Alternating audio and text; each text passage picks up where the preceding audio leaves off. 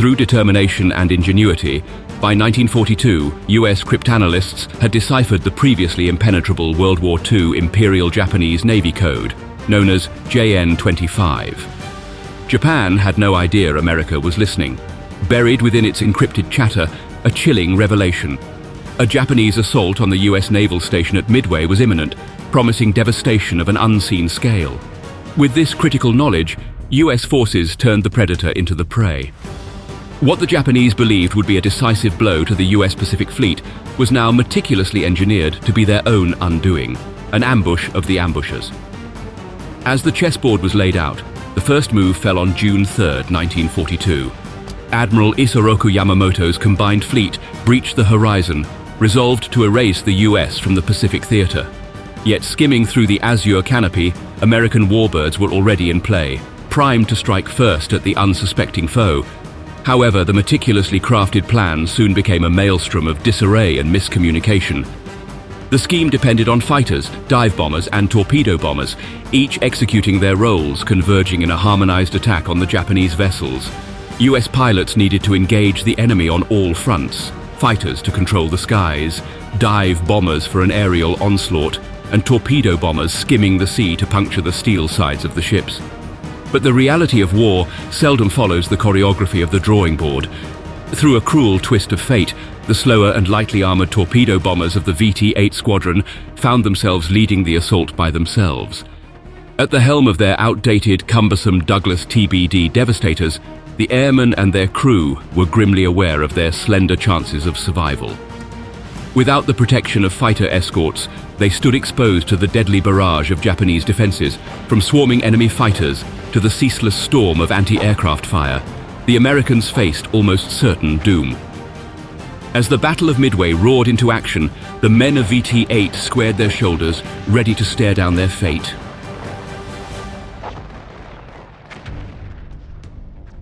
Japan's initial objective was as straightforward as it was lethal: finish the job started at Pearl Harbor by annihilating the remainder of the US Pacific Fleet. Japan had come close to achieving this during the Pearl Harbor attack, but luck had intervened for the Americans. Their aircraft carriers were away on training exercises and escaped destruction.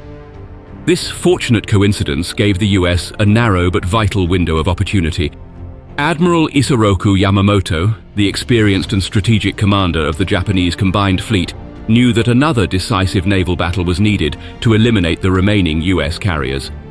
His strategy involved a multi-pronged approach that used Midway Island as the bait. Capturing Midway would extend Japan's defensive perimeter and make future US operations in the Pacific considerably more difficult. It would also provide Japan with a base for potential offensives against Hawaii and the US mainland. Japan's high command operated under the assumption that if they could land one more devastating blow to the remaining US naval forces, the Americans would be more likely to seek a negotiated peace.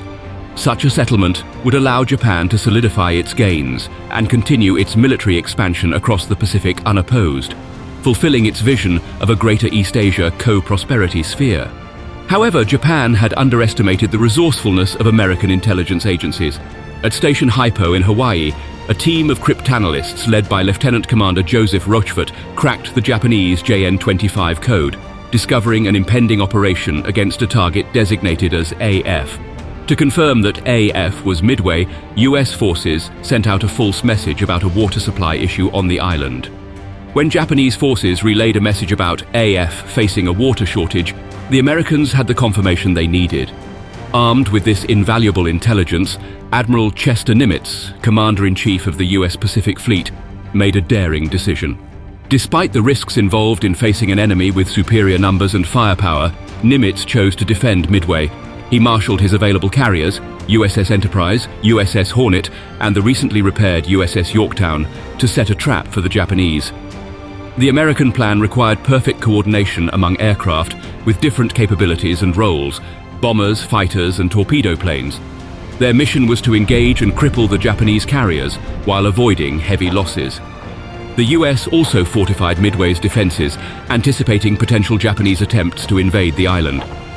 America would strike first, and they would strike hard, taking the Japanese by surprise and hopefully turning the tables. Instead of having the US Pacific Fleet destroyed, the US hoped to deal a devastating blow to Japan's Imperial Navy. The stage was set for an epic confrontation, one that would require nerves of steel, precise timing, and a fair amount of luck. For the brave men of the VT-8 Torpedo Squadron, the battle would test the limits of their skill and courage as they faced a formidable adversary, especially as the plan was about to go terribly wrong.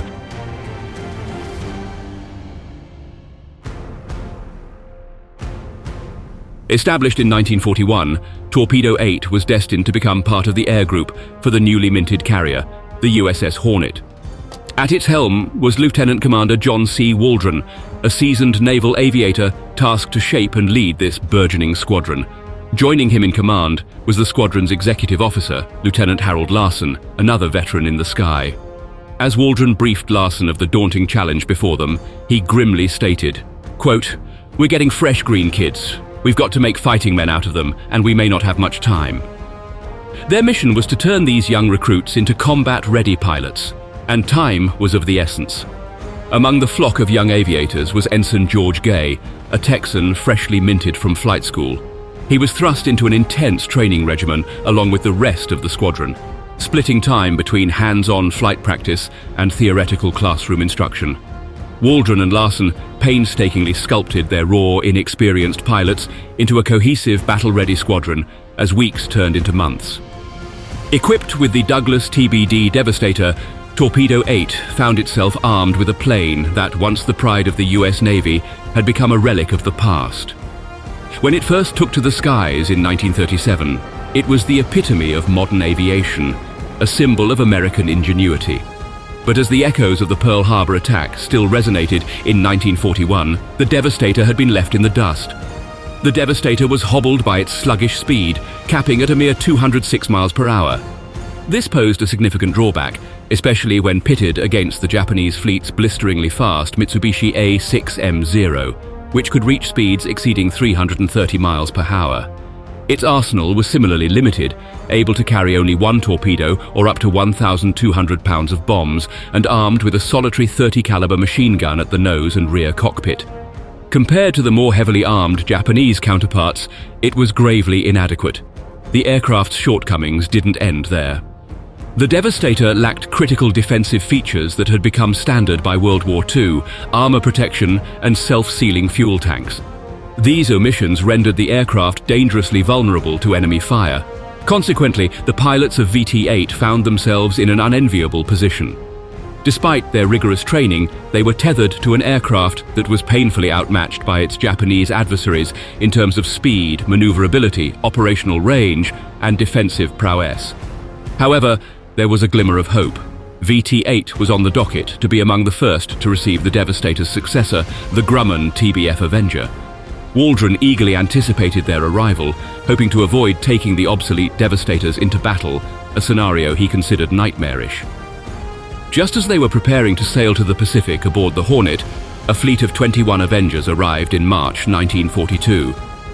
Larson was instructed to remain in Norfolk with a detachment of men to commence training on these state-of-the-art planes. Waldron, selecting his finest pilots, headed west with the aging Devastators. They would have to face the upcoming challenges with these outmoded warbirds.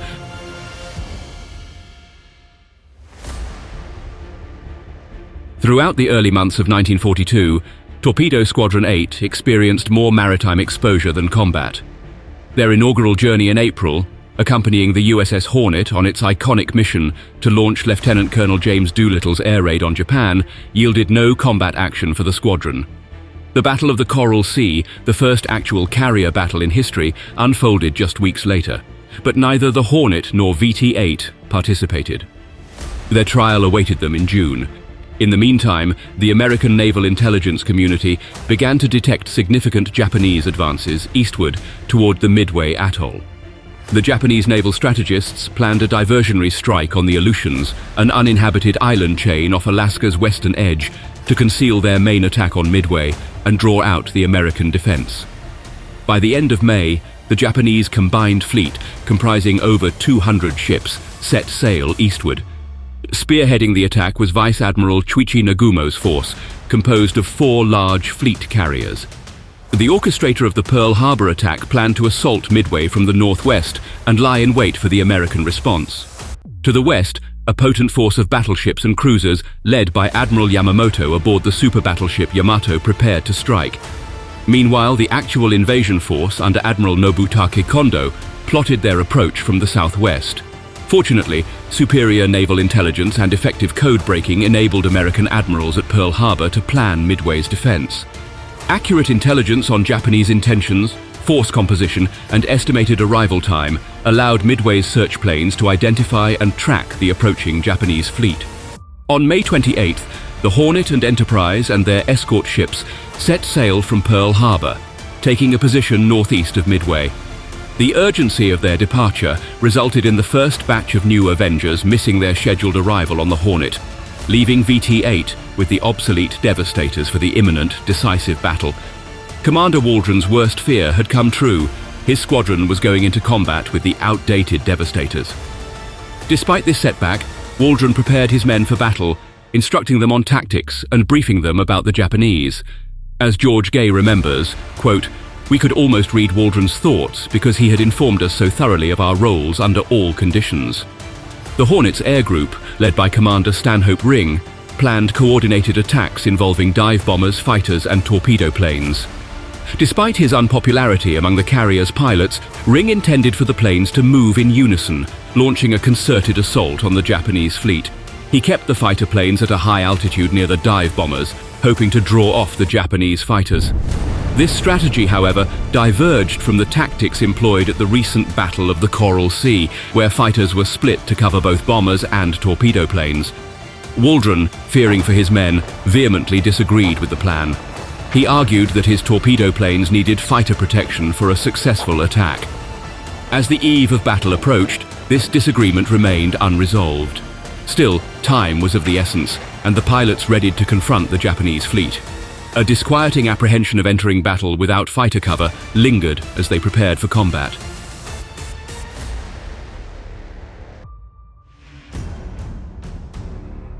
The men of Torpedo 8, based in the Hornet's ready room, were up early to prepare for battle. A memo from Lieutenant CM Dr. Waldron awaited them, stating his hopes for a favorable tactical situation and encouraging each man to do his utmost to destroy their enemies. The pilots then performed their pre-flight routine, reviewing charts, maps, and data while receiving up-to-the-minute information on the unfolding battle. They were eventually informed that the Japanese fleet was sighted 180 miles northwest of Midway. This allowed them to establish an estimated future position for the enemy carriers and plan their attack route accordingly. A call from the loudspeaker prompted the pilots to man their planes. Waldron told his pilots they would strike regardless of the consequences. Shortly after, a hurried meeting was held under Admiral Mark Mitchell's supervision, the Hornet's commanding officer. Waldron argued for fighter protection for his squadron, but was overruled. He then heatedly debated with Commander Stanhope Ring about the best route to intercept the Japanese fleet. Ring refused to alter the original plan, despite Waldron's insistence that the enemy had turned north. The attack group, consisting of 35 dive bombers, 15 torpedo planes, and 10 fighters, took off to locate the Japanese carriers. Similar strike groups were launched from the nearby carriers Enterprise and Yorktown. Early into the flight, Waldron broke radio silence to continue arguing with Ring about the course to the Japanese carriers. Eventually, he veered his torpedo planes away from the rest of the air group, separating his squadron from the others. An hour into the flight, a plane appeared behind the squadron. Waldron warned his pilots, quote, "There's a fighter on your tail." However, the Japanese search plane from the cruiser Tone did not engage but rather radioed back to the carrier force, quote, "15 enemy planes are heading toward you." As the American planes made their way towards the estimated location of the enemy carriers, a Japanese search plane located Yorktown. This sighting prompted Nagumo's carrier force to adjust their course to the northeast as the Japanese admiral readied his forces to strike Yorktown. Consequently, the Japanese vessels would not be where the American aviators were expecting. Waldron, who had anticipated the enemy's change in course, was proven right. Around 9:25 a.m., an hour later, the pilots sighted smoke on the horizon. With a clear view, they could make out 3 enemy carriers, protected by a powerful escort of cruisers and destroyers. Waldron had successfully led his squadron directly to the Japanese carriers. Upon identifying the carriers, Waldron immediately transmitted the enemy's position and desperately called for coordination with the other Hornet squadrons. Despite his urgent pleas, the other squadrons were not within reach, as they had already redirected their course to the south. Torpedo 8 would be the only squadron from the Hornet to locate the Japanese forces that morning. Although a PBY Catalina patrol bomber may have picked up Waldron's message, there was no recorded reply and no evidence of it being received by any other attack squadron. Soon, the torpedo planes would attract the attention of Japanese fighters. Faced with a critical decision, whether to strike immediately unescorted or wait for other squadrons to conduct a coordinated attack, Waldron decided to strike. He signaled his decision to his unit by wiggling his wings, prompting the squadron to adopt an attack formation and descend to 60 feet above the Pacific Ocean waves.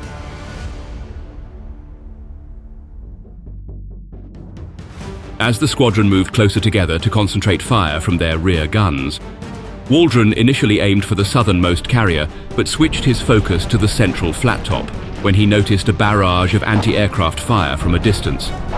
When they were about 16,000 yards from the target, the squadron was engaged by approximately 30 Zeros, Japanese fighters that attacked from above and behind.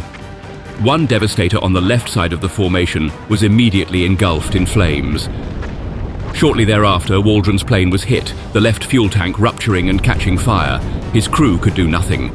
Waldron was last seen trying to leave the cockpit before his plane descended, crashed into the water, briefly burned, and then sunk beneath the waves. Meanwhile, Japanese anti-aircraft gunners were also targeting the torpedo planes. Cruisers Chikuma and Tone among the screening ships opened fire in an attempt to directly hit the low-flying planes or create water splashes to disrupt their approach. Despite these efforts, 6 torpedo planes managed to evade the cruisers. 5 of the remaining 6 planes were shot down within a few minutes, leaving only George Gay to continue the attack. His rear gunner, Bob Huntington, was lost in action. Despite initially believing his target to be the carrier Kaga, historians later determined that Gay was actually attacking the Soryu. As Gay's plane faced heavy anti-aircraft fire and incoming enemy fighters, the carrier was executing hard, evasive maneuvers. Undeterred, Gay released his torpedo at a range of about 800 yards. Later, Gay would recall the harrowing moments. Quote, "I dropped the torpedo and was fortunate enough to get away from the anti-aircraft fire, although everything was shooting at me. As he flew directly over the carrier, he got a glimpse of the planes on deck and the anti-aircraft gunners who were scrambling to target his aircraft. He thought he heard the explosion of his torpedo hitting the target. However, subsequent reports revealed that no Japanese carrier was struck by a torpedo during the morning attack."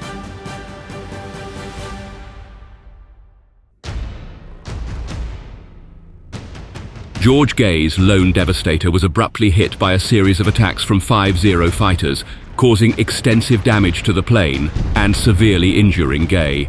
One shell flash burned his left leg, a shell fragment hit his left hand, and a bullet struck his left arm. With the rudder control and ailerons obliterated, the Devastator lost control and crashed into the ocean about a quarter mile behind the carrier. Upon impact, the cockpit hood slammed shut, trapping Gay inside.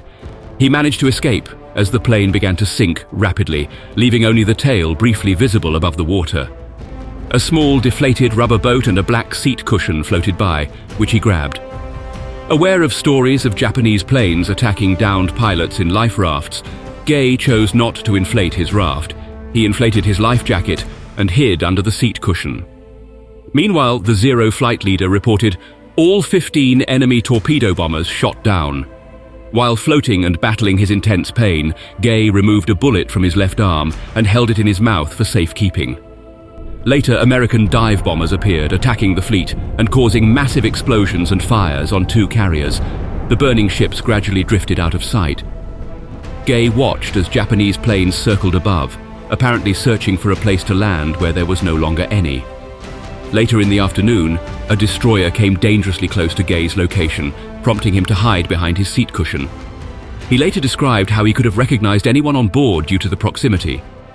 The destroyer eventually moved on, and as twilight set in, Gay cautiously inflated his life raft. During the night, he noticed several glowing areas on the horizon, likely the burning carriers and searchlights of escort ships. Close to dawn, he heard 3 large explosions in quick succession. By morning, the ocean was littered with debris, and a thick layer of oil was visible in some areas. Abandoned Japanese life rafts drifted aimlessly, devoid of sailors. A few hours later, a Navy patrol plane investigating an oil slick spotted Gay's yellow raft. The plane acknowledged the sighting but continued with its mission, returning in the early afternoon to rescue him. Upon rescue, a sailor aboard the seaplane jokingly asked Gay, quote, "Seen any Jap planes lately?"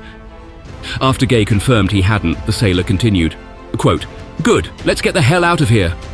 Gay was rescued almost 30 hours after being shot down, marking him the sole survivor of the 15 Devastator crews of Torpedo Squadron 8. His survival was a testament to his courage and resourcefulness in the face of an extraordinarily dire situation.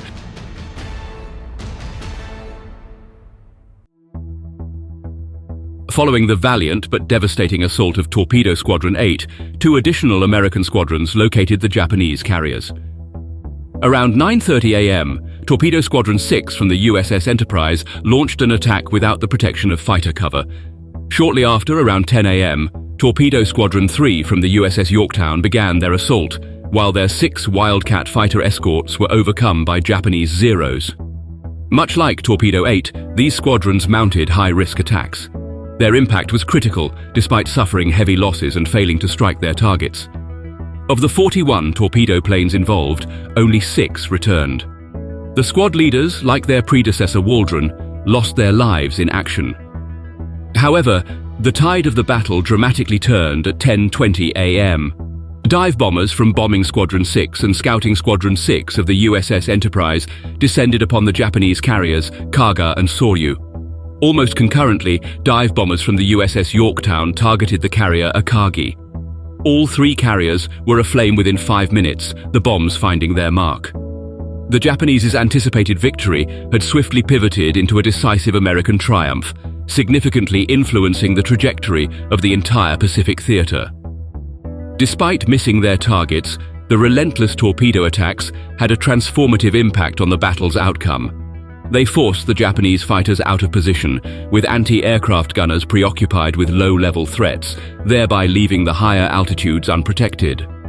The defensive maneuvers required by the Japanese carriers to evade these attacks disrupted the launch of additional fighter planes. Consequently, when the American dive bomber assaults commenced, the Japanese air defense was unprepared and out of position, leading to their downfall. The selfless sacrifice of Torpedo Squadron 8 during the Battle of Midway marked a turning point in the Pacific theater of World War II. These men bravely faced overwhelming odds, their sacrifice ensuring the broader mission's success. They diverted the enemy's attention, enabling the succeeding squadrons to strike the critical blows on the Japanese carriers. Their bravery, embodying the spirit of duty and selflessness, swung the momentum of the war in the Allies' favor. The story of VT-8 serves as a profound testament to the high cost of freedom and victory. Their sacrifice will not be forgotten.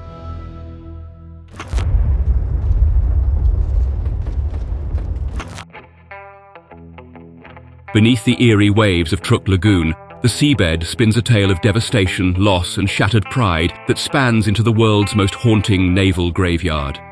Here rests the remains of a once powerful fleet that dared to defy the might of America's maritime dominance. February 17, 1944, a date that would seal the fate of over 60 Japanese vessels. Operation Hailstone was unleashed, aiming to obliterate Japanese naval prowess in the Pacific, once and for all. As engines roared and propellers churned, the sky above Truk Lagoon grew thick with American aircraft, evoking chilling memories of December 7, 1941. But this time, the tables had turned.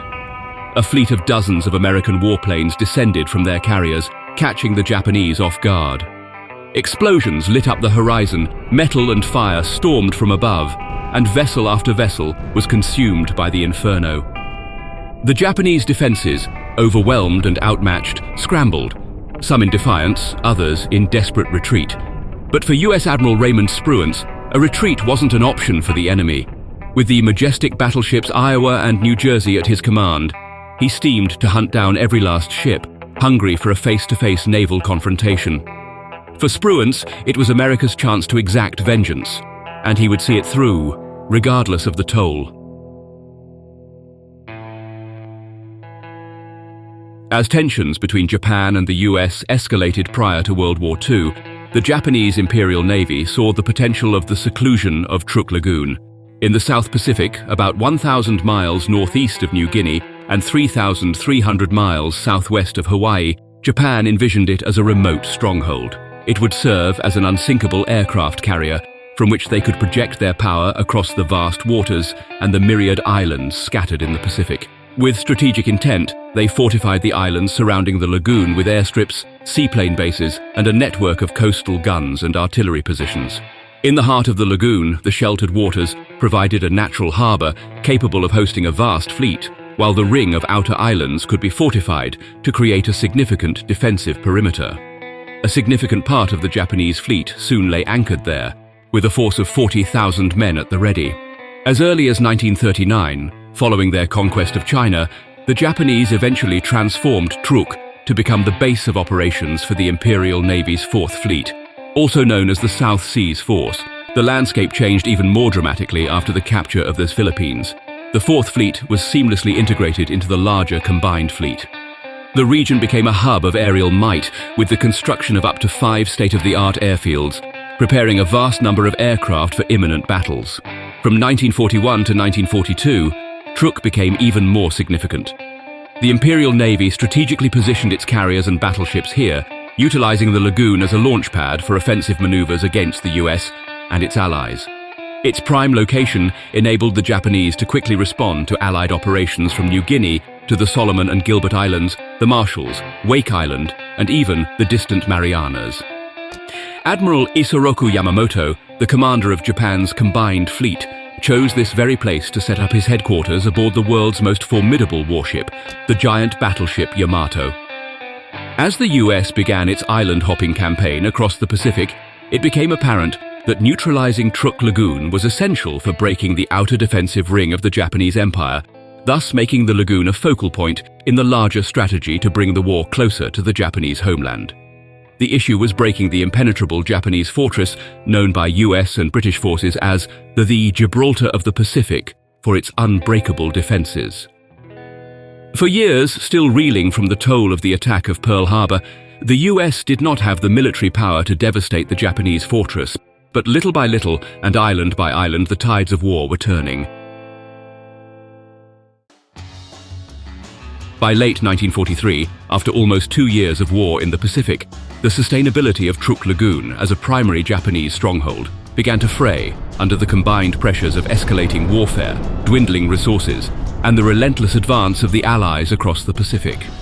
The threads of supply lines that once nourished this bastion started to snap under the weight of a multi-front war, stretching Japan's military and material resources thin.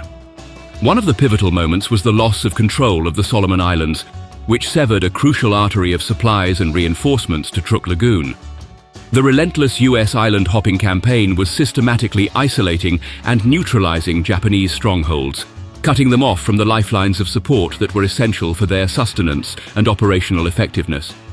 Furthermore, the increasingly effective submarine warfare waged by the Allies was making the waters around Truk Lagoon treacherous for Japanese supply ships.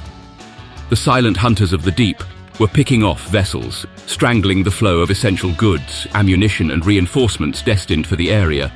The war of attrition was taking its toll. The resources to maintain, resupply, and defend distant outposts like Truk Lagoon were being drained in a vortex of escalating conflict across multiple fronts. Japan was feeling the pinch of a protracted war, and its ability to project power and sustain remote garrisons was being eroded. Ominously, the aerial reconnaissance and sporadic bombing raids by the Allies were not only causing material damage, but also painting a grim picture of what lay ahead. The skies over Truk Lagoon were no longer safe, and the sense of impending doom started to haunt the island. In response, Japan tried to cling to its territory, even when sustainability was becoming more challenging by the day.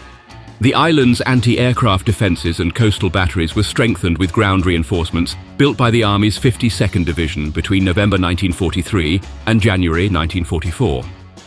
These additions included more machine gun emplacements, bomb-resistant tunnels, and air raid shelters.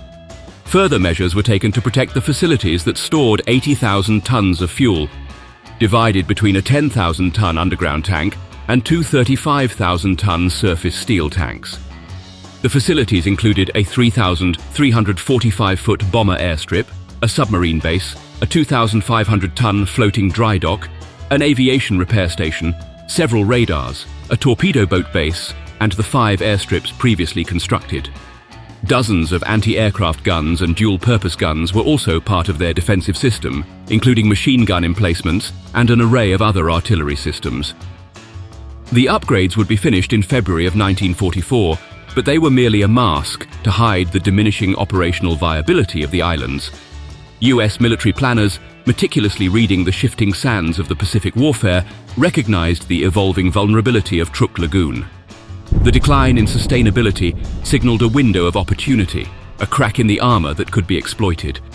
The decision to attack Truk Lagoon wasn't made lightly nor delayed without cause. The American military brass knew of Truk Lagoon's significance, but also understood the hornet's nest they'd be stirring. Accurate intelligence was a critical factor. The US needed to amass a clear picture of the defenses they would encounter at Truk Lagoon, which was veiled in secrecy and heavily fortified. Reconnaissance and intelligence gathering were imperative to assess the risks and plan a meticulously coordinated assault to minimize casualties and ensure success. The cost of allowing Truk Lagoon to remain as a fortified Japanese base was significant. It was a major obstacle in the US's island-hopping campaign to neutralize Japanese strongholds across the Pacific. The lagoon was a hub of Japanese naval and air power, a sword pointed at the heart of the Allied advance. Its existence threatened US and Allied operations, posed a danger to supply lines, and stalled the momentum needed to push closer to the Japanese mainland.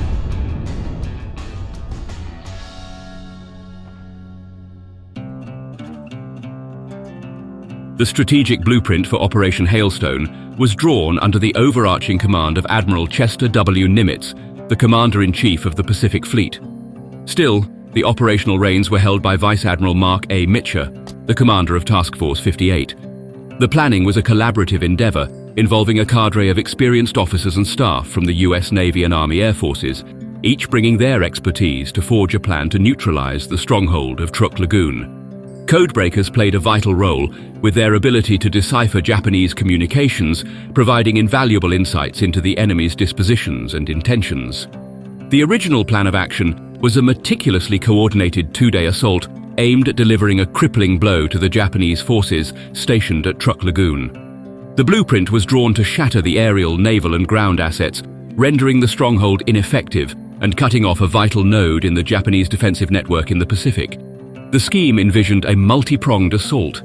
Carrier-based aircraft were to be the spearhead, launching relentless waves of airstrikes to neutralize airfields, destroy aircraft, and sink ships anchored in the lagoon. Concurrently, surface ships and submarines were tasked with forming a blockade to trap Japanese vessels and unleash a barrage of artillery and torpedoes to sink them if they tried to flee from the onslaught. The coordinated assault was designed to overwhelm the defenses, sow chaos, and dismantle the military infrastructure that underpinned the stronghold. Still, the Japanese were not entirely unaware of what was coming. As 2 Marine Corps B-24 Liberator bombers pierced the skies over Truk Lagoon, the Japanese immediately sensed an imminent enemy assault. Yet, what the Japanese High Command hadn't foreseen was the sheer ferocity of the impending American onslaught. The Americans were orchestrating a trifecta of operations, targeting the Marshalls, New Guinea, and the Solomon Islands. This was an ambitious move that caught the Japanese off guard. In a bid to stave off the marine assault, the Japanese Navy dispersed its forces across several islands. While this move may have seemed strategic initially, it inadvertently weakened their combined combat might.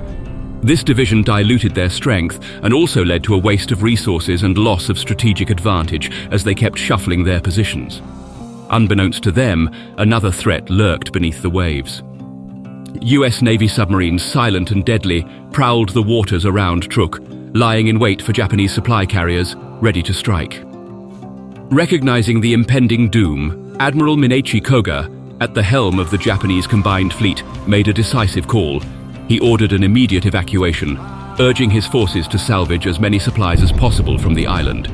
It was a retreat, signaling the end of an era. The garrison at Truk was left to face the wrath of American forces by itself.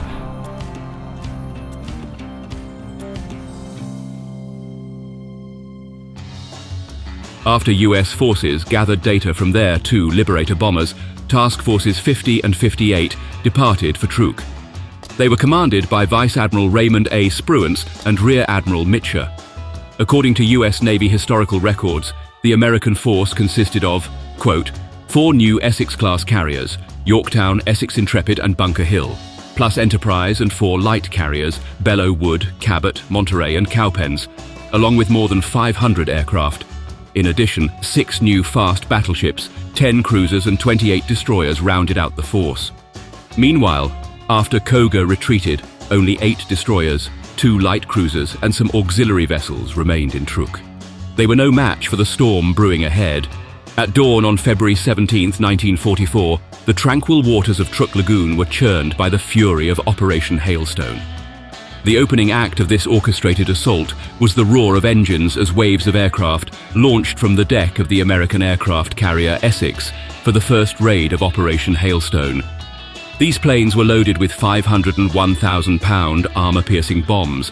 An earlier sweep had been conducted by 11 Hellcats half an hour before, making the job of the bombers easier.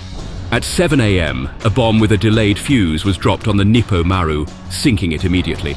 This marked the beginning of the devastation to follow. The skies swarmed with fighters, bombers and torpedo planes, each squadron meticulously timed and directed to swoop down on designated targets. They descended upon the lagoon with a ferocity aimed at shattering the calm morning into chaos. For 2 weeks, the Japanese had remained vigilant, yet when the moment came, they were unprepared. Their radars, designed for high-altitude detection, missed the low-flying American aircraft. To compound matters, some of their key pilots were absent, enjoying a short leave. The synchrony of the attacking forces was a ballet of destruction. The coordination between the aerial squadrons, the surface ships and the submarines demonstrated precision and timing. Planes from the decks of the Essex-class aircraft carriers Bunker Hill, Yorktown, Essex and Intrepid were joined by squadrons from the Independence-class light carriers Cowpens, Belleau Wood, Monterey and Cabot, swarming the skies over Truk. Taking the Japanese by surprise was crucial, and the meticulous planning paid off. The initial waves of airstrikes targeted the airfields, seeking to neutralize the Japanese aerial assets before they could take to the skies. In a desperate scramble to respond, about 45 Japanese fighters managed to take flight amid the falling bombs and savage detonations. They were soon joined by another 45, but the American assault was relentless. The Japanese planes struggled to form any cohesive defense strategy. The result was devastating. Approximately 30 Japanese aircraft were obliterated mid-air, and strafing runs left another 40 incapacitated on the ground. In contrast, the island felt the fury of 18 American Avengers. They rained down fragmentation and incendiary bombs, wreaking havoc on the Japanese troops below. The surrounding waters witnessed a similar fate as US submarines targeted and decimated several anchored merchant vessels. The Japanese response to the initial onslaught was a scramble to retaliate amidst the storm that had descended upon them. Anti-aircraft guns barked into the skies, desperate to claw down the birds that were raining destruction. Ships anchored in the lagoon attempted to maneuver, their guns joining the defiance that echoed across the waters. However, the surprise had tilted the scales. The rapidity and ferocity of the assault had sown confusion and disrupted the rhythm of retaliation.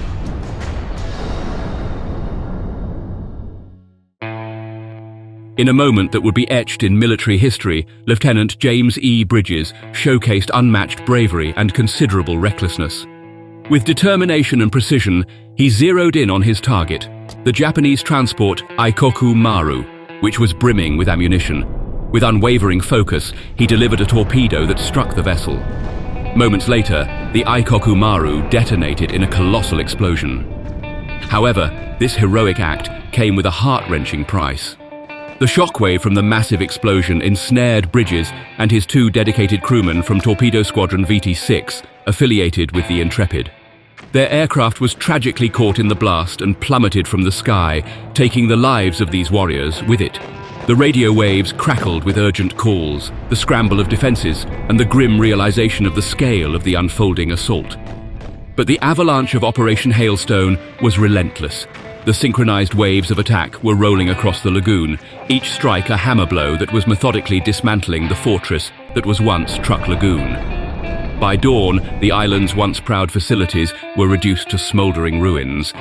Out of the 370 Japanese Zeros that once stood ready at the 5 airfields, fewer than 100 remained intact. As the first light of day broke, the surviving Japanese warships made desperate preparations for an audacious getaway, hoping their scant remaining aircraft would provide adequate cover. But at 5 a.m., the Americans launched a massive assault. The skies darkened with over 30 American airstrikes, releasing a rain of 500-pound and 1,000-pound bombs. Amidst the swirling chaos of the battle, Lieutenant Commander James D. Ramage emerged as a beacon of boldness. Leading Bombing 10 from USS Enterprise, he showcased exceptional prowess and was personally credited for delivering the fatal blow that sank the tanker Hoyo Maru. But Hoyo Maru wasn't the only victim. The destroyer, Fumikuze, faced the wrath of a dive bomber.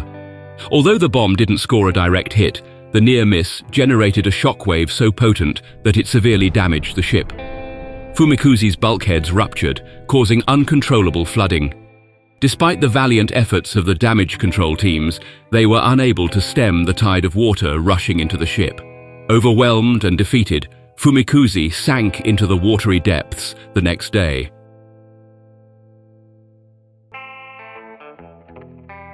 Admiral Spruance was furious when he received intelligence about the contingent of Japanese warships attempting an escape through North Pass. So eager was he to engage in direct ship-to-ship combat that Admiral Mitcher, his carrier commander, was instructed to halt all attacks on the vessel Katori and her entourage. Taking tactical command of Task Group 50.9, which comprised 4 destroyers, the heavy cruisers Minneapolis and New Orleans, and the state-of-the-art battleships Iowa and New Jersey, Spruance personally spearheaded a naval assault against the beleaguered Japanese ships. It was a mismatch from the start. The Japanese ships, already weary from previous encounters, were no match for Task Group 50.9. Some of Spruance's staff considered his decision to go head-to-head in a surface battle as overly audacious, especially when aircraft could have potentially delivered the same devastating results. In a close call, the Japanese destroyer Mikaze managed to release torpedoes aimed at the battleship New Jersey. However, luck was on Spruance's side as the torpedoes went astray, saving him from what would have been a humiliating turn of events caused by his own hubris. The confrontation culminated in a decisive US victory, with Iowa and New Jersey having the rare opportunity to deploy their primary armament against enemy vessels. In the heat of the battle, New Jersey's potent 5-inch guns joined forces with the US cruisers to obliterate Mikaze and Shonan Maru.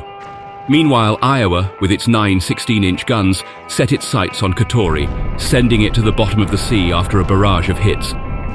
Among the Japanese fleet, only Nowaki lived to tell the tale, enduring minimal damage from Iowa's close straddle. However, retribution from the Japanese was swift and came under the cloak of night. Between 9 p.m. on February 17th and just past midnight on February 18th, several groups of Japanese bombers, each comprising 1 to 3 planes, relentlessly tried to breach the task group's defenses. One such aircraft, a Nakajima B-5N2 Kate bomber, slipped through the protective veil of night fighters surrounding the US task force. It launched its torpedo at Task Group 58.2, which found its mark on Intrepid's starboard quarter. This assault compromised the ship's steering control and tragically took the lives of 11 sailors. With significant damage, Intrepid was compelled to withdraw to US shores for repairs and wouldn't rejoin the fight until August 1944. The echoes of Operation Hailstone reverberated throughout the Pacific, marking a pivotal shift in the tide of war. Truk Lagoon, once a bastion of Japanese naval prowess, was laid to waste, epitomizing the resurgence of American dominance. For many, the assault seemed to offer a semblance of retribution for the unprovoked ambush at Pearl Harbor 3 years prior.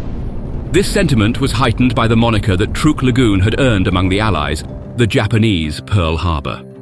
In this monumental operation, the US task groups launched over 550 combat aircraft.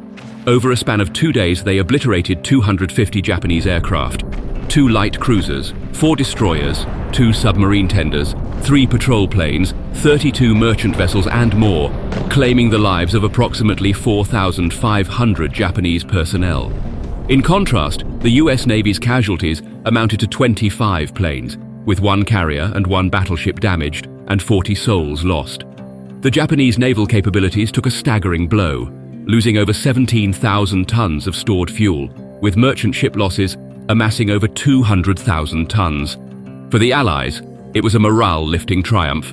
Conversely, the Japanese morale plummeted, besieged with apprehension and uncertainty.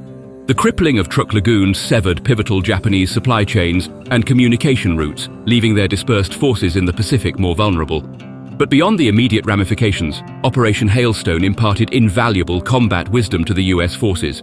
The insights from synchronized assaults, air combat, and naval sieges were dissected and integrated into the tactical playbook for forthcoming Pacific campaigns. Truk Lagoon's significance waned after the onslaught, allowing the US to sidestep it, shifting their crosshairs to more pressing targets as they advanced across the Pacific.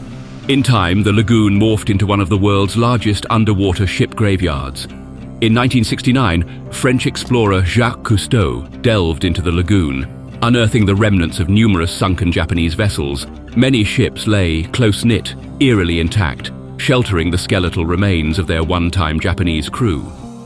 This somber discovery moved the Japanese government to accord these lost souls a dignified burial. Today, the once tempestuous waters of Truk Lagoon have found a new identity. No longer a war stage, it stands as a sacred diving site. The sunken remnants have blossomed into thriving marine ecosystems, embodying a powerful convergence of nature's beauty and historical tragedy. Divers and history aficionados, drawn by the lagoon's spectral allure, embark on a journey to pay their respects and unlock the stories hidden beneath the waves.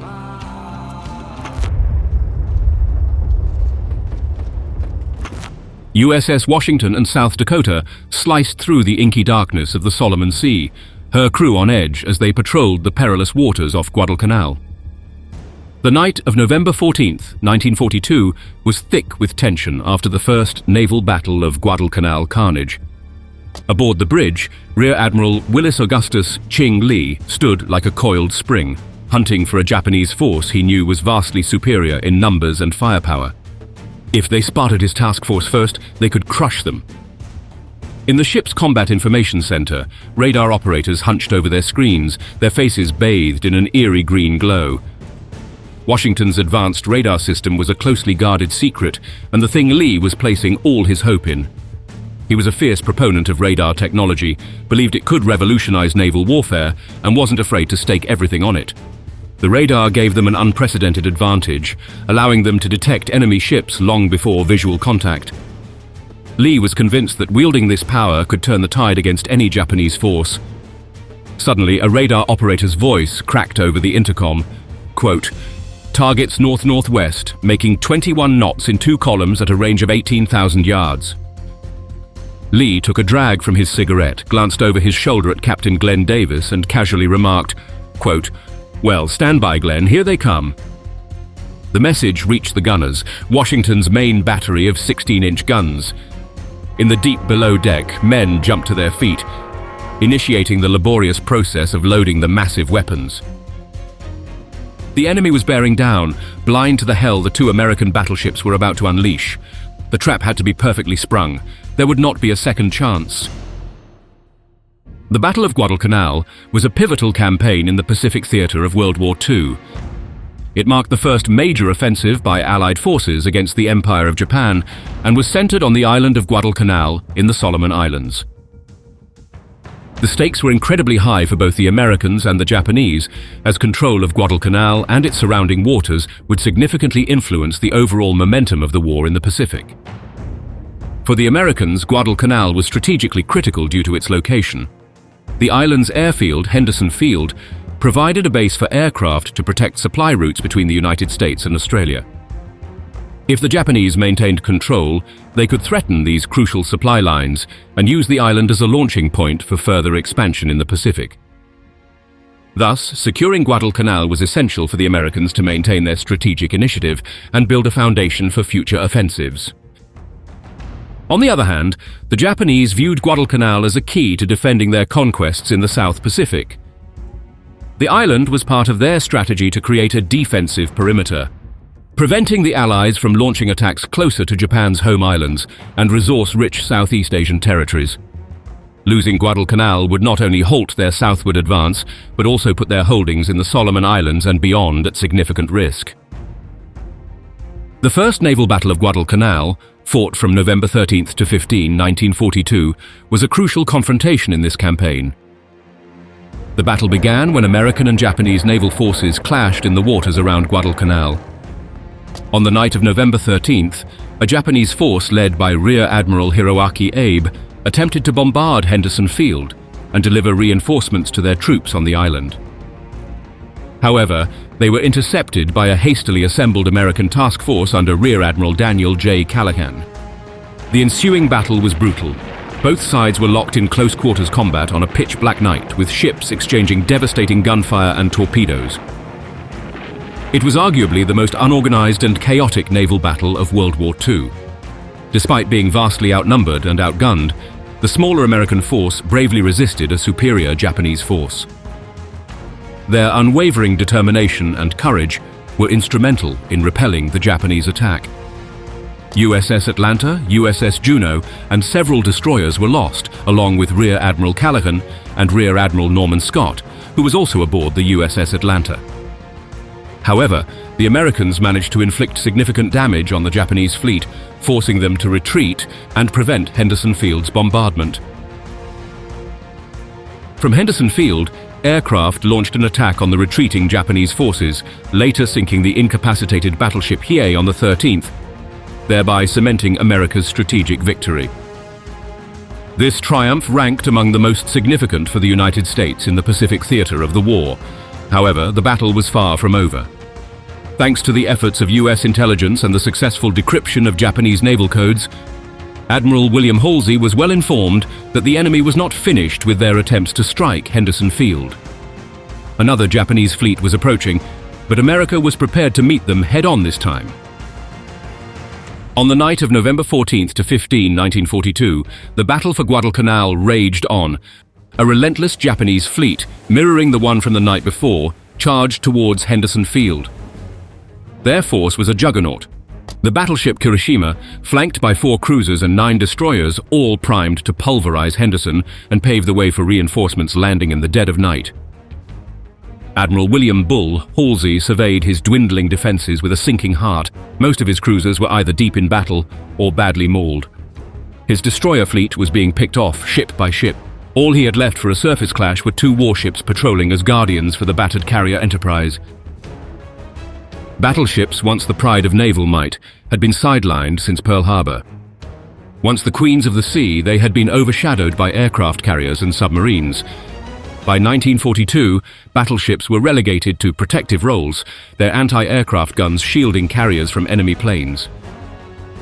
But now, in November 1942, with his cruisers and destroyers decimated and only 1 crippled carrier at his command, Halsey had no choice but to unleash his remaining battleships. Both relatively new and bristling with firepower, Washington and South Dakota received their orders. They veered north, cutting through the open waters off Noumea, heading straight for the deadly confines of Iron Bottom Sound, ready for a fight to the finish. Rear Admiral Willis Augustus Ching Lee would be the protagonist of this new encounter. An experienced naval commander and World War I veteran, Lee fiercely advocated for the introduction of radar technology into the US Navy. By the early 1940s, he had become an expert on radar, often knowing more about the technology than the operators themselves. His foresight was critical in modernizing naval combat tactics, enabling US forces to detect and engage enemies effectively in low-visibility conditions. Lee commanded destroyers and cruisers and served as a gunnery expert, earning a reputation for his tactical acumen and innovative thinking. His leadership was further recognized when he was promoted to Rear Admiral in 1942. As he sailed to meet this much superior force, Lee trusted that the US battleship's radars would give them the advantage they needed to come out on top of the Japanese fleet. At the time of the Second Naval Battle of Guadalcanal, USS Washington and USS South Dakota were equipped with advanced SG radar systems, which provided a significant technological edge. The SG radar was a surface search radar capable of detecting ships and aircraft at considerable distances. Even at night, or in poor visibility conditions. This radar technology allowed the US battleships to track and engage enemy vessels with unprecedented accuracy and from beyond visual range. The Japanese Navy, in contrast, did not have comparable radar technology during this period. While Japan had developed some rudimentary radar systems, they were not widely deployed or as advanced as the US models. This lack of radar capability left the Japanese fleet at a significant disadvantage, relying primarily on visual detection and traditional optical rangefinders during engagements.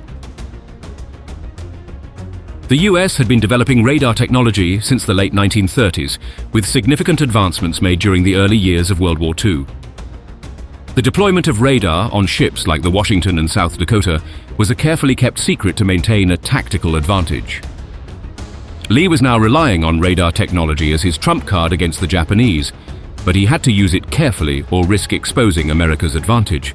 As the two fleets converged in the darkness, the fate of Guadalcanal hung in the balance. As the clock struck 10:30 p.m. on that fateful November night, the SG radar aboard Washington crackled to life, painting a grim picture of impending doom. Two columns of enemy ships, like spectral fingers reaching out from the darkness, bore down on them at 21 knots. The range is a mere 18,000 yards, and it is closing fast. On the bridge, Admiral Willis Lee was standing with the ember of his cigarette illuminating his weathered face. He locked eyes with Captain Glenn Davis, his voice a low growl that belied the storm brewing in his gut. Quote, "Well, stand by, Glenn, here they come." The words hung in the air, heavy with the weight of impending battle. Amidst the ship's narrow passageways below decks, chaos erupted in a thunderous roar. The order to load the main battery echoed throughout, galvanizing the crew into swift action. In a blur of disciplined movement, they swarmed the massive 16-inch guns. Heavy 700-pound shells were slammed home with earth-shattering force, accompanied by the flight of 100-pound powder bags through the air. Remarkably, a task that ordinarily required 30 seconds was accomplished in a blistering 15, a testament to the crew's extraordinary efficiency and razor-sharp precision. The minutes ticked by like hours, tension coiling tighter with each passing second. At 11:13 p.m., fate's hand finally played its card. Lee's command cut through the air like a knife. Quote, "Open fire when ready." In an instant, hell itself was unleashed. 9 armor-piercing shells, each over a ton of destruction, erupted from Washington's guns, their sonic booms shattering the night. The Japanese cruiser Sendai, caught unawares, found herself in the eye of a steel hurricane. Geysers of water, tall as skyscrapers, erupted around the enemy ships, turning the sea into a boiling cauldron. Unaware of the presence of American battleships, the Japanese panicked as 900-foot geysers of water erupted around their ships, sent up by the thundering guns of South Dakota. South Dakota's radio snoopers intercepted horrified Japanese voices as the heavy cruiser Sendai and her escorts turned tail and fled, desperate to put as much distance as possible between themselves and the American capital ships. This part of the plan had been a massive success. The Japanese had been cut off guard and blind, and their largest ships had fled in a disorganized rout. But not all were good news. With their numerical advantage, the Japanese destroyers were ready to clash against their American counterparts. Aboard the battleship Washington, Admiral Lee watched with great concern as his destroyers engaged the Japanese destroyers, only to be summarily pounded. Within minutes, all 4 of Washington's escorts were out of the fight, leaving the 2 battleships, Washington and South Dakota, alone to face the onslaught of the Japanese. Lee's heart sank as Washington and South Dakota sailed through the debris field left by his destroyers. Amidst the chaos, they heard one of the sailors bobbing in the water, his voice barely audible above the roar of the guns, shouting, quote, "Get after 'em, Washington." The massive battleship steamed past at a speed of 26 knots, its guns blazing. Lee was tried to contact Captain Gatch aboard South Dakota, but there was only silence. Electrical failures plunged the new battleship into complete darkness, leaving it powerless and steaming onward blindly. The power was restored, only to fail again. Despite her electrical woes, South Dakota fought valiantly, returning fire with her main battery and hitting both Japanese cruisers that were setting her aflame. However, she had suffered over 26 hits, including a devastating 14-inch battleship shell. With her upper works ablaze, South Dakota was forced to retire from the fight. Now Washington and Admiral Willis Lee were alone, facing the wrath of the Japanese fleet. Lee's eyes narrowed as the radar screen in the USS Washington's Combat Information Center tracked a colossal target on her starboard beam. The atmosphere was thick with tension, palpable and electrifying. Could it be South Dakota, their sister ship, still blacked out and vulnerable? Lee's voice cut through the silence. Quote, "Check fire." Better to pause and verify than unleash friendly fire in the heat of battle. The order reverberated through the ship, temporarily restraining the trigger fingers itching to unleash destruction. As Kirishima's searchlight pierced the darkness like a ghostly apparition, illuminating South Dakota's silhouette, all uncertainty dissipated. The enemy had revealed itself, and the moment of truth had arrived. At a distance of 8,400 yards, a mere spitting distance for Washington's massive 16-inch cannons, Lee's command rang out, quote, "Fire!" The ship shuddered as her main battery roared into life, unleashing a thunderous barrage of shells toward Kirishima. Though narrowly missing its intended target, the first salvo served as a warning shot, bracketing the Japanese battleship in a steel embrace. Barely 30 seconds elapsed before Washington's guns bellowed again, delivering a devastating blow. A direct hit obliterated Kirishima's third-level bridge, turning it into a maelstrom of shrapnel and flame, vaporizing all personnel within. The third salvo from Washington proved to be cataclysmic. 5 shells slammed into Kirishima's amidships, their armor-piercing fury penetrating deep into her vitals. Bulkheads crumpled like paper, deck plates shredded, and gaping holes stretching 30 feet wide opened up to the night sky. Below the waterline, another shell tore through, unleashing a torrent that flooded the ship from starboard to port. Mortally wounded yet defiant, Kirishima unleashed her own salvo. Her 14-inch shells screamed past Washington's superstructure, so close that Lee felt the displaced air on his face. The range between the two ships closed to knife-fighting distance, and Washington's 5-inch batteries joined the fray, unleashing a relentless storm of steel upon Kirishima's superstructure, each impact tearing the metal apart like a butcher's blow. Amidst the nightmarish scene, Lee's voice rang out again, quote, "If you can see anything to shoot at, go ahead." It was permission to unleash Armageddon. At 7,850 yards, Washington's main guns spoke again, delivering 2 shells that seemed guided by an avenging entity, striking Kirishima's forward 14-inch turret simultaneously. The imposing weapon was obliterated in an instant. The coup de grace came swiftly. A 16-inch shell found Kirishima's rudder, detonating with savage force. The explosion jammed the rudder hard over, causing the battleship to spiral helplessly like a wounded beast. 20 direct hits from Washington's 16-inch guns and countless impacts from her 5-inch batteries had sealed Kirishima's fate.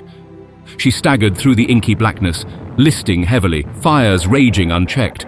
With agonizing slowness, she rolled over, her stern lifting skyward before plunging into the abyss, her shattered hulk disappearing beneath the waves. The Japanese task force, stripped of its centerpiece, made one last defiant gesture, launching a salvo of torpedoes in a futile cry of rage against the inevitable. Then they fled into the night, their tails between their legs. Lee saw no need to pursue. Washington had accomplished her mission, crushing the enemy's spirit as thoroughly as she had crushed their ships. He ordered a zigzag course, retiring from the field of battle, leaving behind a sea stained with oil, wreckage, and the crushed honor of the Imperial Navy. The fierce engagement between USS Washington and USS South Dakota against a superior Japanese fleet had profound implications for both sides and significantly influenced the course of the war. The US forces, Lee, achieved a decisive victory, albeit at a significant cost. The American task force lost 4 destroyers and saw the South Dakota heavily damaged with 26 hits, including a crippling 14-inch shell. Despite these losses, Admiral Lee's advanced radar technology and tactical acumen turned the tide in favor of the Americans. The Japanese fleet, led by the battleship Kirishima, suffered catastrophic losses, with Kirishima sinking after sustaining 20 direct hits from Washington's 16-inch guns. The The Japanese also lost the cruiser Sendai and several destroyers in the chaotic retreat. The battle's casualties were significant on both sides.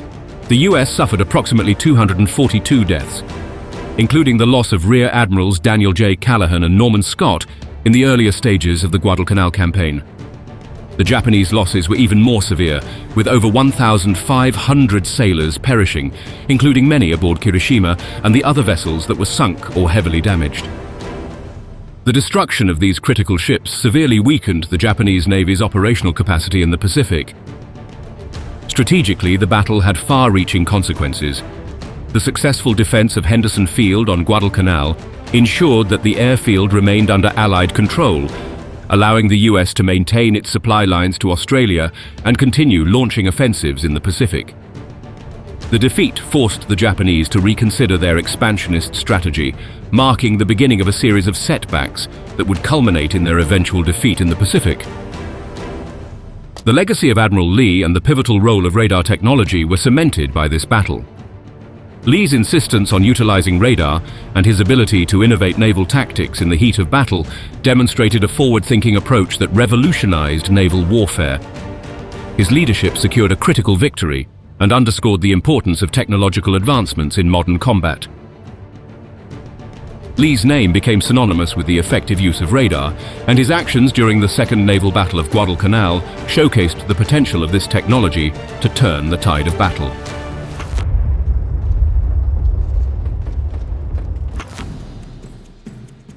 The eerie silence inside the Japanese headquarters was broken by an urgent transmission that spurred every man into a frenzy. The Allies had initiated a full-scale invasion of the Solomon Islands and the crucial Guadalcanal Island in the South Pacific. The long-awaited escalation of the war in the Pacific theater had begun. The news jolted the Imperial Japanese Navy into action. They were determined not to lose territory and promptly mobilized their finest Vice Admiral Gunichi Mikawa and his formidable fleet. Their mission was crystal clear: to intercept and obstruct the Allied landing efforts before they could establish a secure foothold on the islands. With their hearts aflame, Mikawa's fleet ripped through the endless waters of the Pacific in a high-stakes race against time. Departing from Rabaul, they executed a daring sprint toward the Solomon Islands. The warships zigzagged, maneuvering around possible Allied reconnaissance aircraft. Unseen, they arrived at their objective on August 8, 1942, setting the stage for an insidious ambush. The Vice Admiral, a master tactician, planned to strike under the veiling darkness, leveraging his sailors' unsurpassed prowess in nocturnal combat and exploiting the US Navy's inexperience in it. The imminent attack was shrouded in the blackest of nights, with no warning lights to signal the approach. The Allied northern force was suddenly intercepted, the searing brightness of Japanese searchlights blinding them and sowing chaos across their ranks as shells began to rip through their ship's decks. It was a scene from a nightmare. The certainty of an invisible enemy, the sharp realization of their own blindness, and the cold sound of bullets hitting the metal hull. As the reality of the onslaught finally crashed over the Allied sailors, their fight shifted into one for survival.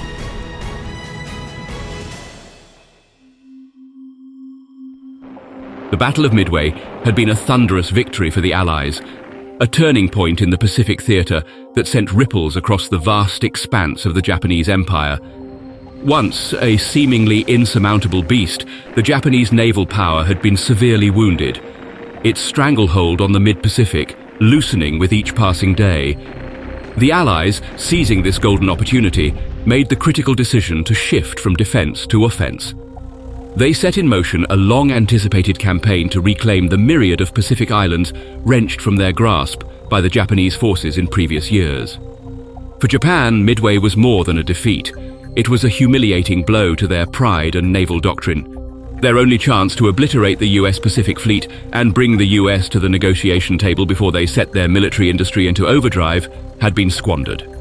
The ticking clock echoed ominously, foretelling the inevitable advance of the American forces toward their territories. The Imperial Japanese Navy wasn't easily tamed. Though wounded, it remained a formidable navy, teeming with experienced sailors, fueled by an unwavering resolve to resist. The fleet still outnumbered the US in warships. Their heavy cruisers remained a force to be reckoned with. Moreover, driven into a corner and adopting a defensive stance, they sought to employ their legendary night combat doctrine, their secret weapon in naval warfare. The Japanese had honed the art of nocturnal warfare for decades, transforming the darkness into their ally. Their lookouts were hand-picked, individuals blessed with exceptional night vision, who were then molded through rigorous training into nighttime watchmen of unparalleled ability. Armed with colossal pedestal-mounted binoculars and trained to shield their eyes at the imminent flash of their ship's guns, these watchmen could see enemy ships where other sailors would only see darkness and mist. The Navy gunners were equally adept, signaling before firing to alert the watchers, who would swiftly take cover, their valuable eyesight preserved. This extraordinary doctrine handed the Japanese Navy a significant upper hand during nighttime operations. Should an encounter ensue under the veil of darkness, it was highly likely that the Japanese would spot the enemy long before the Allies were alerted of their presence. Admiral Ernest J. King waited impatiently, his gaze fixed on the South Pacific. The adrenaline rush from the victory at Midway stoked his desire to challenge the Japanese on their turf. The experienced leader knew they could only win the war if they took the initiative, and he famously said, quote, "Anyone who won't take a chance now and then isn't worth a damn. Difficulties exist to be overcome." However, the stark reality was that the US Pacific Fleet was still weak from the Pearl Harbor assault. The Allied High Command, treading cautiously, harbored reservations about launching an offensive without additional fortification. The initial calculations suggested a possible strike on the Solomon Islands by late fall of 1942, but the tides of war are ever changing, and they turned abruptly when Allied intelligence intercepted alarming news. The Japanese forces stationed on Guadalcanal Island were constructing an airfield. Should they succeed, they would be exerting aerial supremacy over the region, and they would be able to sever critical sea lanes and communication lines between the US and Australia. Letting Japan complete and use the airbase would make an invasion almost impossible. The Allies had to stop the construction at all costs.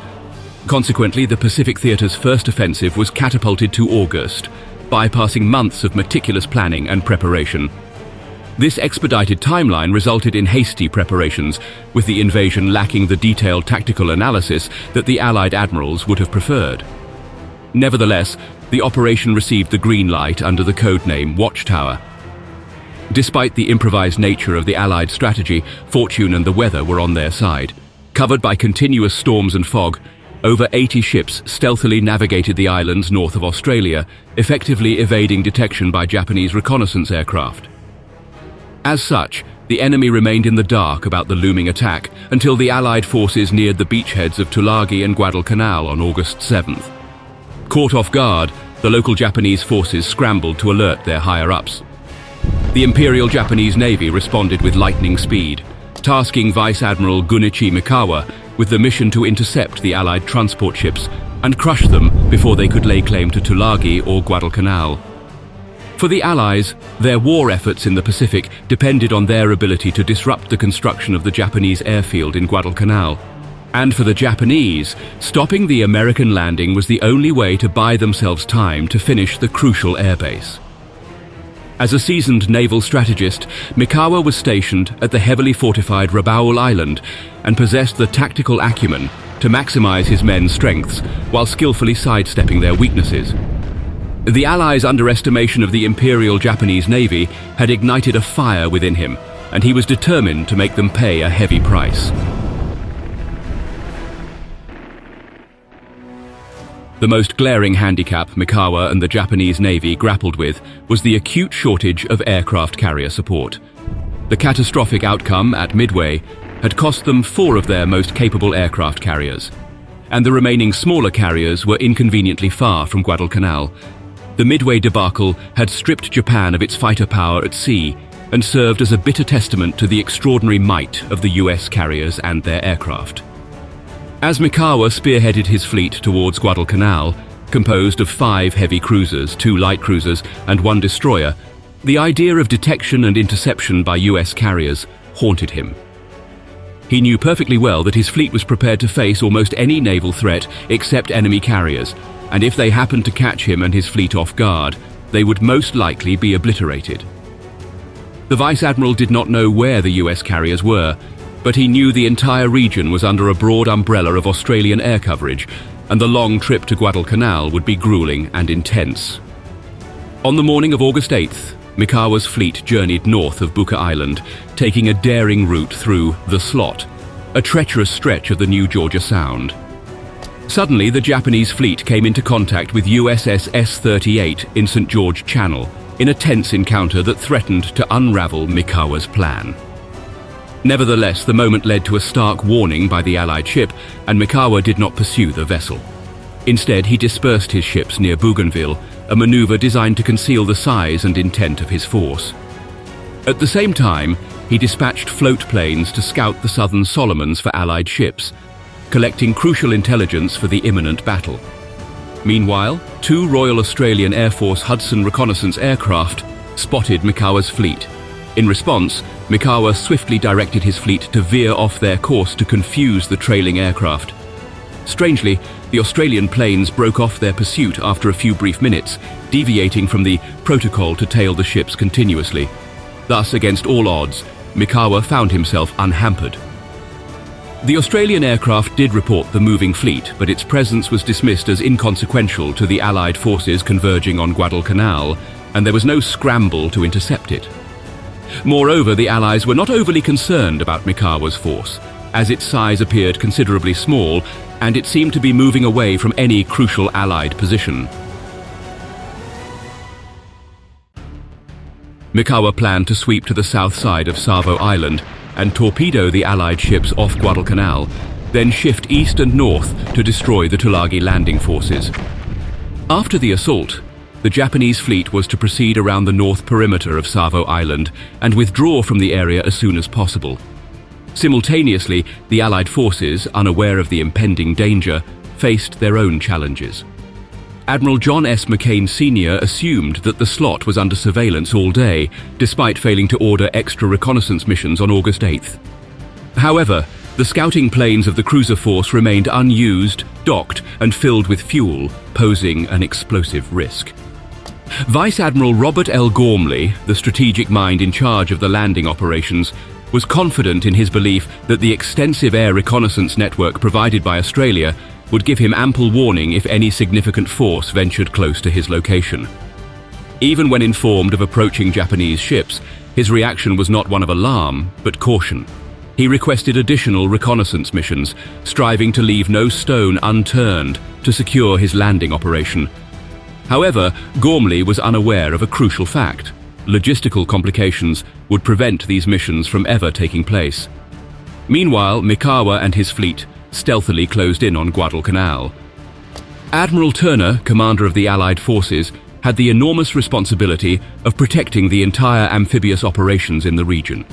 He divided the force into 3 elements to cover different areas around the landing zones. But these efforts were compromised by limitations in their primitive shipborne radar and fatigue-induced miscommunication. To address many of the issues they were having, Turner, along with Admiral Victor Crutchley and Major General Alexander A. Vandergrift, convened at 8:55 p.m. on Turner's command ship off Guadalcanal. This meeting would leave the southern group without Crutchley's leadership, disrupting the command chain. As midnight approached, Mikawa's force drew closer and closer to Guadalcanal, releasing 3 float planes for reconnaissance and battlefield illumination. Although several Allied ships detected these aircraft, no threat was perceived or reported due to the ongoing confusion and fatigue. A perfect storm was brewing. A false sense of security had lulled the Allied forces, and they were confident that their several surveillance networks would warn them of an impending attack, while at the same time squandering every opportunity to intercept Mikawa when he was sighted. Exhausted, disorganized, and suffering from poor leadership and communication, the sailors patrolling the waters around Savo Island were about to face one of the most harrowing nights of their lives, as the Japanese sailors, meticulously trained for a night battle, dashed towards them. In a single column, Mikawa's force approached. Through the utter darkness, Japanese lookouts spotted USS Blue 9 kilometers ahead. Meanwhile, the menace remained utterly invisible to the US sailors. The stage was set for the Battle of Savo Island, one of World War II's most intense naval showdowns. The area surrounding the landing zones in Guadalcanal was kept under vigilant surveillance by a fleet of 10 Allied ships. This force consisted of 2 light cruisers, 4 heavy cruisers, and 4 destroyers. These vessels were strategically divided into 3 squadrons, 2 fleets, each boasting 4 ships, the Allied southern and northern forces, and a duo of light destroyers guarding the eastern flank. As Mikawa closed in on the contentious waters around Savo Island, he launched 3 float planes with a twofold task to locate Allied ships' precise location and ignite flares marking the onset of the battle. However, in another baffling protocol breach, even though the 2 light destroyers guarding the eastern front caught sight of these aircraft, they did not report their presence. Almost 44 minutes past midnight on August 9th, the razor-sharp eyes of the Japanese lookouts proved their worth. The Japanese formation spotted USS Blue, while the sailors aboard the US vessel detected the enemy's presence. Capitalizing on this, Mikawa executed cunning, evasive maneuvers to infiltrate the eastern front undetected, coming to less than a mile from USS Blue at one point. Soon, the Japanese fleet had breached the Allied perimeter. With his fleet now within the waters of the landing zones, Mikawa ordered his ships to disengage from the flagship and operate autonomously. They soon came across USS Jarvis, an American vessel heavily damaged in a previous skirmish, and on her way to Australia for repairs. IJN Unagi, a Japanese destroyer, peeled off from the primary formation to engage the wounded US ship. Meanwhile, the bulk of the Japanese fleet moved stealthily towards the recently detected Allied southern force, which lay ahead, unaware of the night stalkers. The Japanese float planes then released flares, casting an eerie glow over the southern force. As the ocean around them lit up, a hellish battle erupted. The Allied sailors were thrust into chaos, struggling to make sense of the fast unfolding situation, while their vessels bore the brunt of the Japanese assault. HMS Canberra, the ship closest to the onslaught, sustained most of the damage. Despite losing her captain and power, Canberra miraculously evaded 11 torpedo strikes as she maneuvered deftly amid the scorching battle zone. Severely damaged, but having miraculously avoided being swallowed by the sea, the battered US vessel attempted to retreat from the ambush. The Japanese offensive shifted its focus to the second Allied ship, USS Chicago. A torpedo struck Chicago near her bow, and a relentless barrage of gunfire decimated her mainmast. The American sailors, blinded, taken by surprise, and already exhausted, strained to pivot their guns toward their assailants, and when they finally managed, they only inflicted minor damage on IJN Tenryu.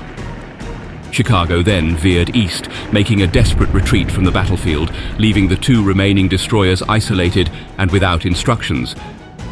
After exchanging sporadic fire with the Japanese, these wounded destroyers exited the fray, allowing the Japanese formation to proceed north.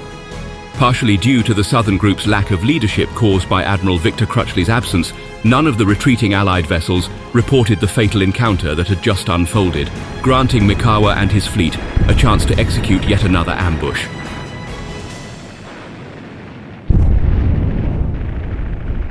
The Allied northern force came under the radar of Mikawa's keen eyes, a scant 9 miles ahead. Once again, the Allied forces fell entirely and failed to identify the approaching threat. The Japanese struck their unsuspecting foes by unleashing a barrage of torpedoes and bringing down the sharp beams of their searchlights. The Allied sailors were jolted out of their calm patrol as a relentless hail of fire set ablaze the deck of USS Quincy, inflicting substantial damage. Making a valiant stand, Quincy retaliated. Despite the inferno growing on her deck, the fierce American gunners managed to find the Japanese flagship amid the blinding lights and take out 36 sailors, narrowly missing Mikawa himself. But the attack was overwhelming, and soon 2 torpedoes found their mark on Quincy, leaving her a blazing wreck, no longer fit for battle. The sailors, still stranded inside the burning shipwreck, fought to abandon the ship and rescue their fellow men deep inside the warship's hull. Meanwhile, the Japanese guns set their sights on USS Vincennes, igniting her floatplane fuel and engulfing the deck in a ruthless firestorm. The Japanese then sealed the fate of Vincennes with 2 well-aimed torpedo strikes, after which her captain gave the harrowing order for the crew to abandon the ship. Then it was USS Astoria's turn to bear the onslaught of Mikawa's fury. The Japanese forces quickly brought their firepower to bear upon her as the crew inside scrambled to their battle stations. Amid the chaos, and in a desperate move highlighting the Allies' precarious situation, Astoria's captain rushed to the deck, attempting to identify the aggressor on his own. An air of confusion gripped the US Navy sailors. Incredibly, Astoria's commander called for a ceasefire, uncertain if they were firing upon friendly vessels. However, when Astoria realized they had been firing at enemy vessels and returned to the offensive, it was too late. Heavy shelling had already incapacitated 3 of her main guns. In a horrifying instant, she was a smoldering wreck. In the heart of the battle, US destroyers Helm and Wilson fought against the encroaching darkness as they strained to spot the elusive Japanese vessels. Despite their best efforts, their sporadic bursts of retaliatory fire failed to inflict any damage on Mikawa's stealthy cruisers. Miraculously, they emerged unscathed amidst the hail of gunfire. At 2:16 a.m., the deafening roar of Japanese artillery around the Northern Allied force began to fade into the distance.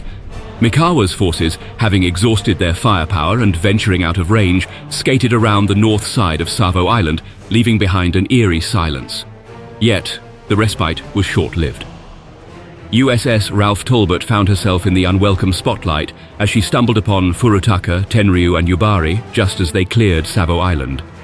The Japanese vessel's searchlights locked onto Ralph Talbot like predatory eyes, and a volley of gunfire soon followed. The heavy onslaught left her significantly battered, yet in an act of sheer grit, Ralph Talbot managed to slip away into a nearby rain squall. Having accomplished one of the most decisive naval victories in the Pacific theater, the Japanese fleet retreated north, leaving behind the remnants of 3 sunken US heavy cruisers and a bevy of destroyers scampering for safety. The toll of the naval encounter was heavy for the Allies. Over 1,000 sailors perished, while the Japanese only suffered 58 casualties. This striking disparity underscored the overwhelming victory Mikawa had secured, one of the most significant defeats of the US Navy. But the night was not over for Mikawa. Moments after sailing away, Mikawa and his staff found themselves in a crucial discussion, determining the next course of action. The option on the table was to re-engage with the surviving Allied warships and try to obliterate the Allied transports conducting the landing operations. After all, that was their original mission. But Mikawa was concerned. His fleet was widely dispersed and would need a substantial amount of time to reassemble. The laborious task of reloading their torpedo tubes would further delay their operation. Mikawa was also in the dark regarding the exact count and location of any remaining Allied warships, and the dread of American carriers being sent to hunt him down heavily influenced his reasoning. Additionally, his vessels had depleted a large portion of their ammunition. The experienced Japanese vice admiral was also aware that the Japanese Navy had ceased production of heavy cruisers, meaning any loss sustained in a potential air attack the next day would be irreplaceable if he decided to stay near Guadalcanal. However, he didn't know the US carriers had withdrawn from the battle zone and would pose no threat. While several of Mikawa's staff fervently suggested an attack on the Allied transports, the majority consensus leaned towards withdrawing from the battle area. Consequently, Mikawa made the critical decision to order his ships to retreat. In a twist of fate, this decision stopped the Japanese from turning a decisive victory into what could have been a massive strategical triumph. According to US strategists, had Mikawa pushed forward to the landing zones, he could have torn through the over 80 defenseless transport ships engaged in unloading operations at Guadalcanal. Such a sweeping offensive in the Pacific could have dealt a devastating blow to the Allied forces.